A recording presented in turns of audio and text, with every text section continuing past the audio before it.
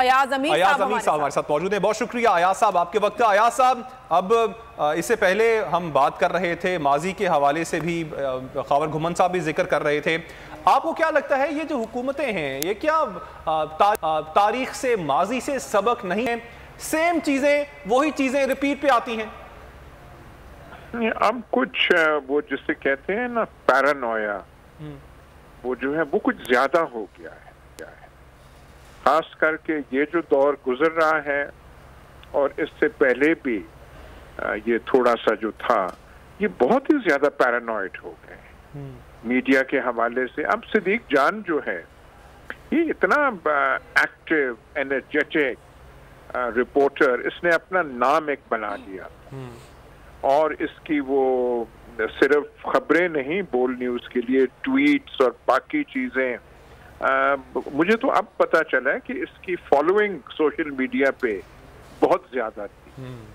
تو ایسے لوگوں کو اندر کرنا, اور بھی جرنلسٹ ہوئے ہیں کراچی کے, ایک وہ تھے کون, وہ فاروقی تھی, زاہد فاروقی, ارشد شریف کے ساتھ کیا ہوا ہے, کئیوں کو یہ صابر شاکر وغیرہ کو باہر جانا پڑا. یہ کیا چیز ہو رہی ہے یہاں, کس لیے, مطلب کیا ڈر کیا ہے, یہ کون سا جو مائنڈ سیٹ ہے. اور پھر یہ مائنڈ سیٹ, یہ جو آپ کا جو ہے دماغ کا وہ بن گیا کہ ان ایسے لوگوں کو پکڑیں, ان کو خراب کریں, ان کو ذلیل کریں. یہ مطلب یہ تو ایک ڈیپریوڈ مائنڈ سیٹ ہوتا ہے, ڈیجنریٹ مائنڈ سیٹ ہوتا ہے.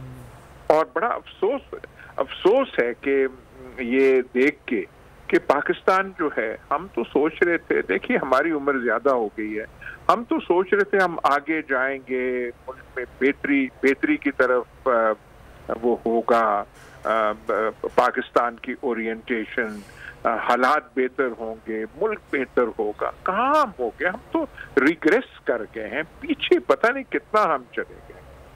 اور یہ صرف ایک ایسپیکٹ ہے, یہ جو ہمارا اکنامک کرائسس ہے, جو ہمارا پولیٹیکل کرائسس ہے, اور پھر یہ پیرانویا جو ذہنوں میں ہے کہ صدیق جان ہے تو اس کو یہ کر لیں, ارشد شریف ہے تو اس کو ملک سے بھگا دیں, کوئی اور بولتا ہے تو اس کو کچھ اور کر دیں, شعیب شیخ ہے تو اس کو اندر کر دیں, کیونکہ وہ کیا کرتے ہیں کہ ان کا جو کانسیپٹ ہے فریڈم آف ایکسپریشن کا وہ ہمارے سے مختلف ہے.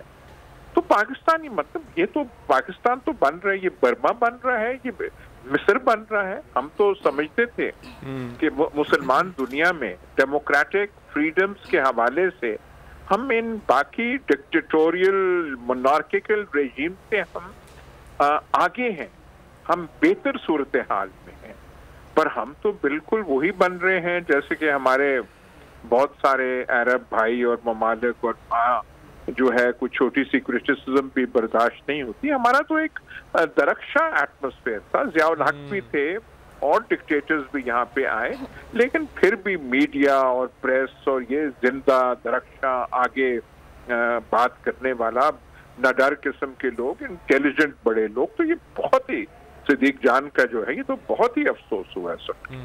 اور ابھی تک ہمیں یہ بھی معلوم نہیں ہے کہ وہ ہیں کس کے پاس. بہت شکریہ ایاز امیر صاحب آپ کے وقت کا. اگر آپ کو یہ ویڈیو پسند آئی تو ہمارے چینل کو سبسکرائب کریں اور بیل آئیکن پر کلک کریں. سپریم کورٹ کے منصور علی شاہ صاحب جسٹس ایک آرڈر پاس کیا ان کی بینچ, اور اس آرڈر کے اندر انہوں نے بڑا کلیئر بتا دیا کہ جی بریت کی جو درخواستیں ہیں وہ کب کب لگیں گی.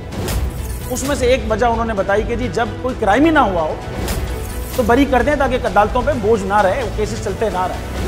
سپریم کورٹ یہ مثالیں کب بنائے گا ایسے لوگوں کے خلاف جو اس طرح کی ایف آئی آریں کاٹ رہے ہیں, ایسے آفیسرز, اور ایسے لوگ جو اس طرح کے کیسز کو ججز چلا رہے ہیں. رحمت کا مہینہ آ گیا ہے, بخشش کا سفینہ آ گیا, ہوگی ملاقات علماء دین سے, جو دیں گے اتحاد بین المسالکین کا درس.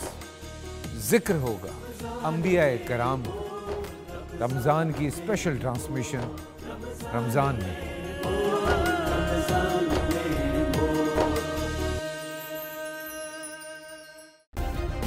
سبسکرائب کریں اور بیل دبائیں تاکہ کوئی خبر رہ نہ جائے.